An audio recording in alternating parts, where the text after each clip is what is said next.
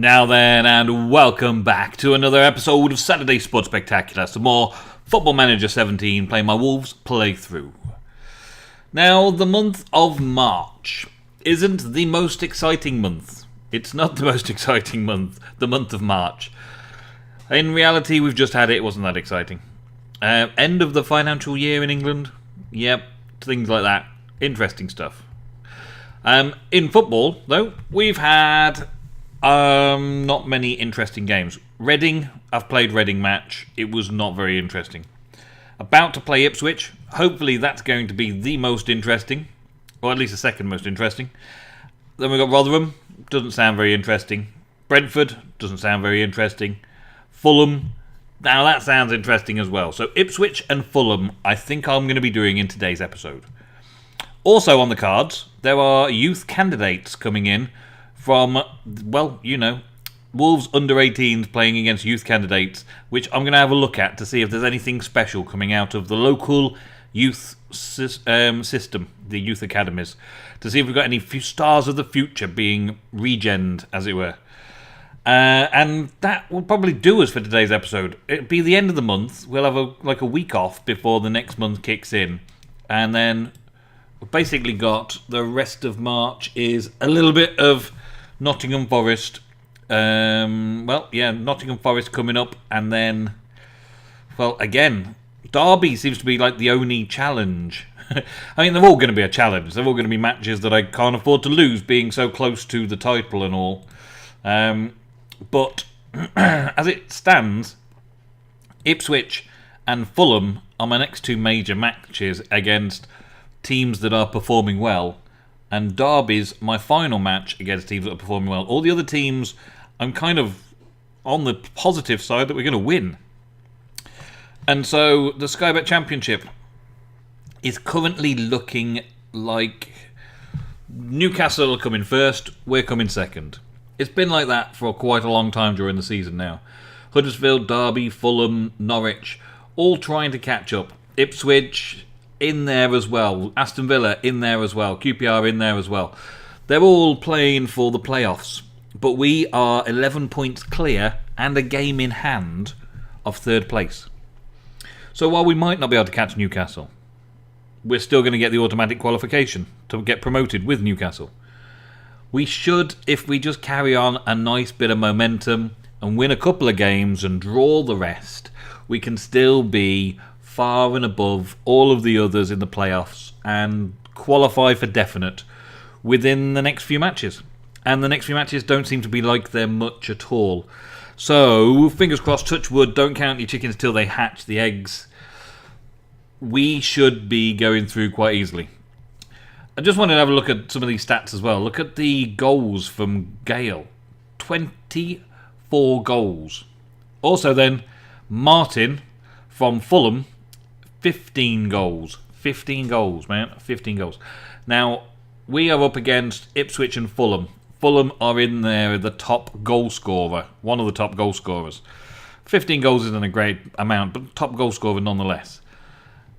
They are the top teams for a reason, because they've been playing well, they've been performing well, their form is good.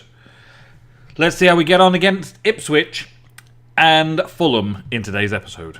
I don't really have a lot of selection headaches today. I'm quite happy with the amount of players that I've got available, almost my full squad.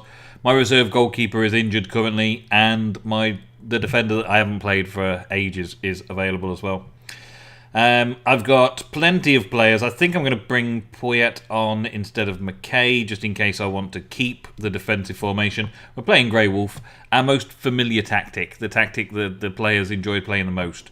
And I'm playing this so that we play Joe Mason out at attack, because, well, I need to keep him played. He's on 14 games, Bodvarsson's on 15 games, and Dicko is on 14 games. So they're all evenly split games-wise at the moment, and hopefully we can continue that. Even though Dicko has got the best run of form and goal scoring, Dicko, being the complete forward, is very good at that. I think with the Mountain Wolf tactic, I will use Bodvarsson With the Grey Wolf tactic, I will use Mason, and with the Timberwolf tactic, I will use Dicko. And I have got the players on the bench ready to make that change from Grey Wolf to Timberwolf during the halftime break, if I feel like I need to. But we're going to submit the team, and anyway, Joe Mason is struggling for match fitness because he's just came off an injury, but I think we can at least play him until halftime just to make him happy for playing minutes on pitch. And once again, we've got this. I'm gonna avoid the tight marking this time, and just go for closing down, and just have them closing down. Closing down, always closing down. The midfielders that are problematic, maybe, and see how we get on with that in the first half.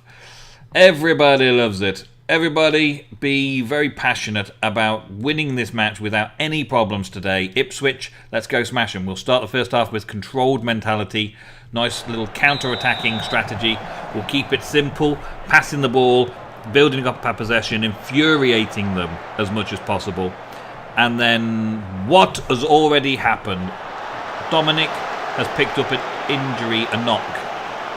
Okay, I don't really want to sub him just yet. He's not knocked that badly. He's had a knock, but I don't really want to knock him too bad. I don't have anyone for him, really. I don't really have anyone for the right back at the minute. I've got a left back. I don't really have a right back. He is my only right back. I know it's a concern for the team that I've only got one right back, but you don't see him drop off very often. And he's been on good form recently, so my only real option is to bring on Dominic instead, which doesn't really help because he's a left back, not a right back. I'm going to put him as a defensive fullback on defend. It's as good as I'm going to get, I suppose, just to keep Dominic out of injury status. Costa's now injured. What? Okay, Costa, injured again. For how long? Potential foot injury. He's only just got back into the game. He's had a little while off, but we do have John to swap over with him, okay? So, injuries. We're already talking... We should be able to do everything we need to win a place in the Premiership this season. Unless we get a lot of injuries. And what happens? We have injuries last week. We got injuries cleared up for this week. And now we got injuries coming back on for this week. So they keep getting injured. Nearly at half-time, Price wins the ball back to Cody and Price, both on yellow cards already. Borthwick Jackson, Cody Price, Borthwick Jackson, Cody Price. Yay, how did I guess? Over to Sass, and Sass back to Price, and Cody, and Price, and Sass. Come on, guys, build it up a little bit. Stop waiting for the half-time break. You want your oranges that badly? Then score me a goal and you can have plenty. Ola John, across to Mason. Oh, he scores a goal. I think that might be his second goal of the season. Epic. Just on the stroke of half-time. Loving it. Okay, easy victories. But we've got to watch the injuries. The injuries are what's going to catch us out this season. It's going to bring our performance levels down so that it might be very bum-clinchy towards the end of the season. At the minute, it looks like we've got a clean home straight. We've got a clean run at the Premiership. I would like to keep it like that. Right, I'm going to passionately tell the players, well done so far, room for improvement, do more, do better, and start the second half. I've only got one substitution left. At around the 50-60 minute mark, we'll let them have a little bit of this control some more. We've got 68% possession at the minute. We're controlling and dominating the game, but I will change up to a more attacking play through in a minute. I want to see what their health levels are like at the moment. Are they feeling the pressure? Are they feeling it? They've just made their first substitution. They've brought on some fresh legs, but most of their players are knackered by now. Oh, when they get the goal to regenerate themselves. Okay, so as they're regenerating, let's see about going into Timberwolf. See what we have to do to move this around. Sass, I might put Sass back. Oh, there's no point putting Sass down there, is there? We're going to put Dicko on for Mason because he hasn't done anything yet. And that would be my third. So, no, I can't do that one. So I'd have to bring him on for Sass and change Mason to be Well, he could still be false 9, I suppose. Could still be false 9, I suppose. I could change the wingers to be inside forwards on attack. Try and get them stuck in there. And have the Joe Mason as a false 9 on there. Courtney, it's just a left-back role. He's got to sit there. It's actually a right-back role. He's got to sit there and just basically suck it up. Because there's not a lot I can do to change things now. That was my last substitute because we were limited to having 2 injuries. Dominic no longer is suffering from that injury though. Would have been great if I kept him on. I should have probably kept him on. I'm going to leave it like that. I'm going to do a bit more attacking. I'm going to passionately tell him I want him to make the difference for us. Get out there and make the difference for us today, please. Let's see how this went in. Okay, so we're trying to block it off. Unfortunate Stearman error left Stearman's man unmarked. If Stearman had got the clearance, then it would have been great. Of course, it would have been great. But unfortunately, that meant that his man was unmarked. Now we're switching to a much more attacking formation. They've got some very, very tired legs at the back there. Their captain, Luke Chambers, is looking extremely tired in defence.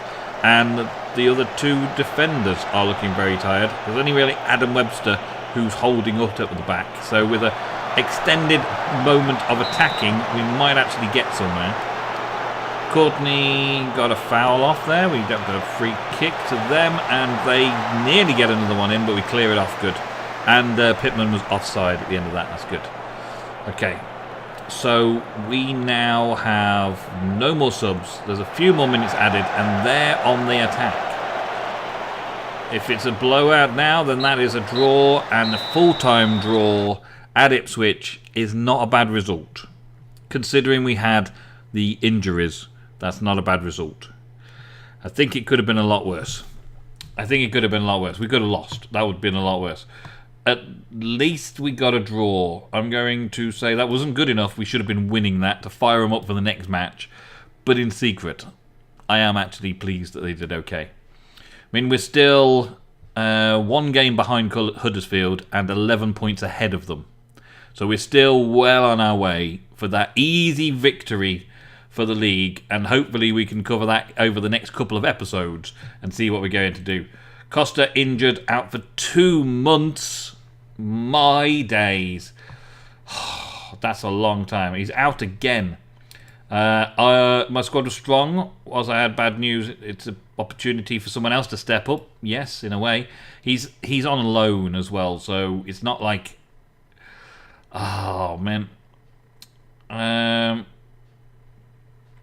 It's a bad one. Yeah, I'm going to say it's a bad one.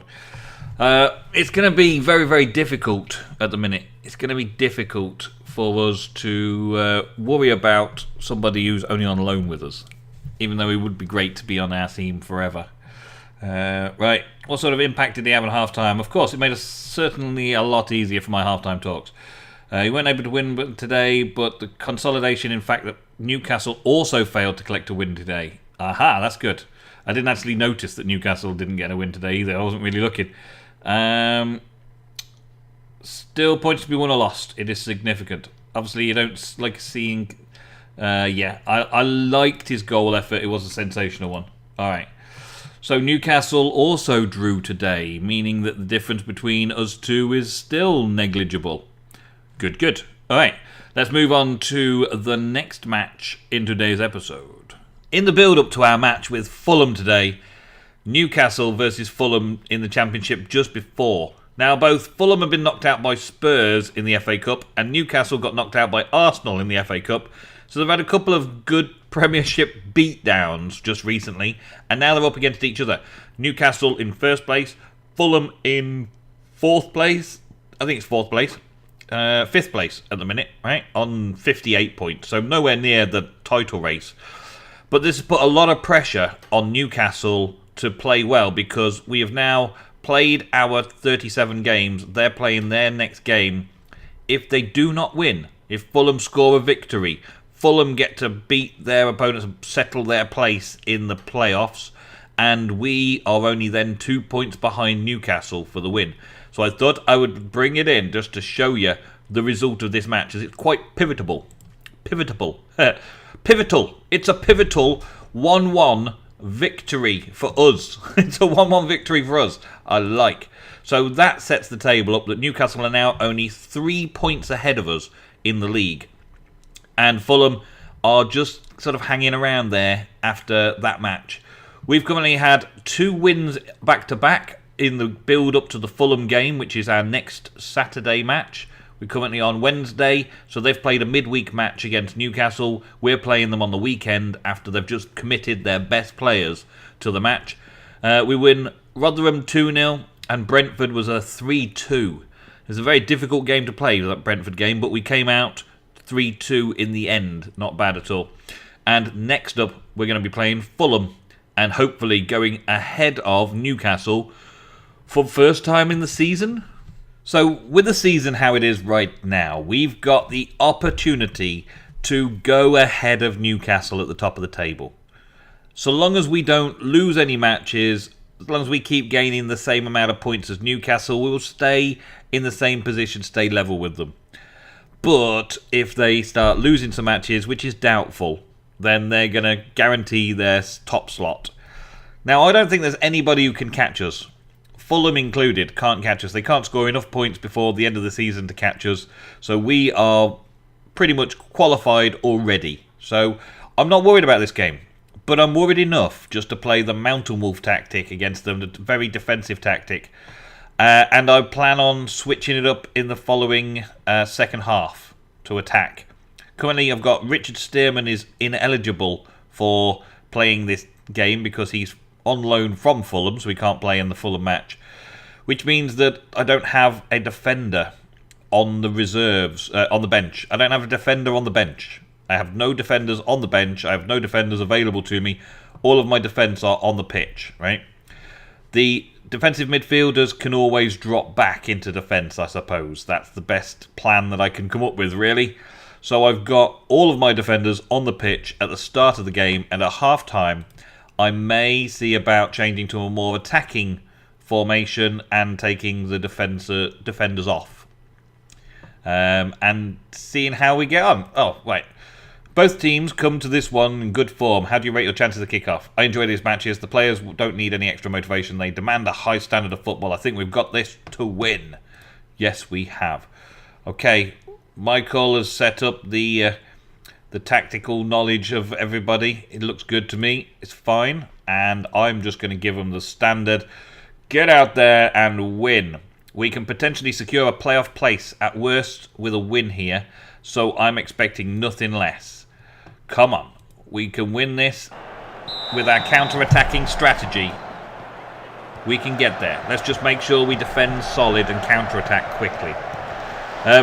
Bodvarsson from Iceland, my striker, has been a little upset just recently. I played him in the last game, and I'm playing him in this game. That will put him on 17 games played. What's this? Too many crosses. Tackling, disappointed. Nothing I'm going to change there, it's fine.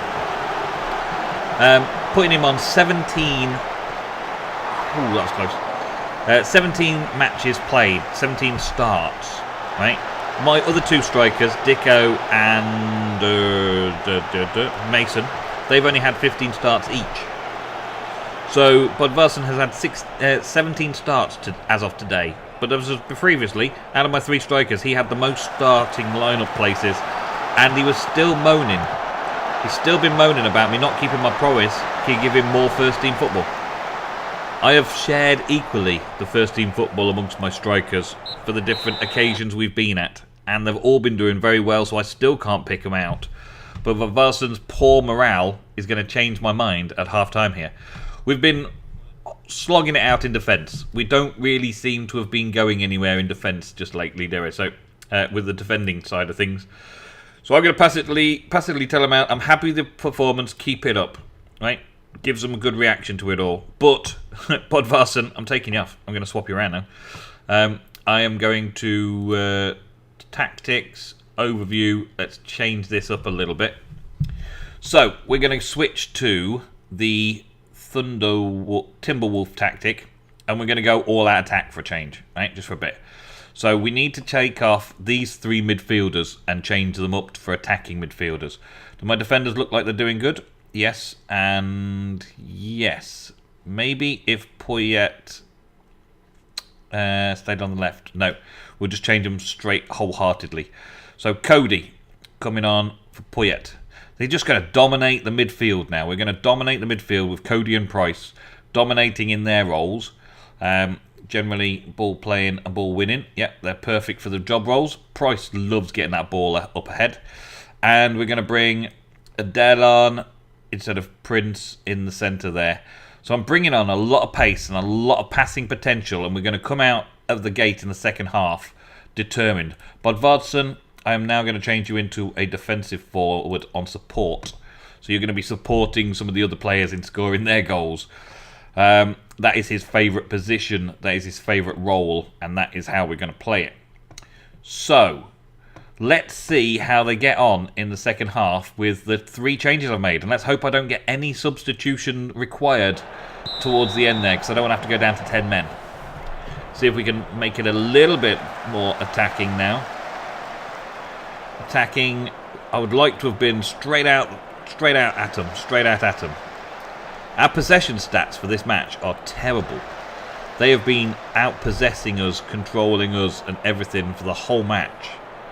But we're slightly gaining it back now. We're going to try attack is the best form of defence, at least until we get a goal or they get a goal, and then we might change it around a little bit. I'm putting the fresh legs on in the midfield, and I'm hoping that we're going to get something out of this. Come on, Bodvarsson.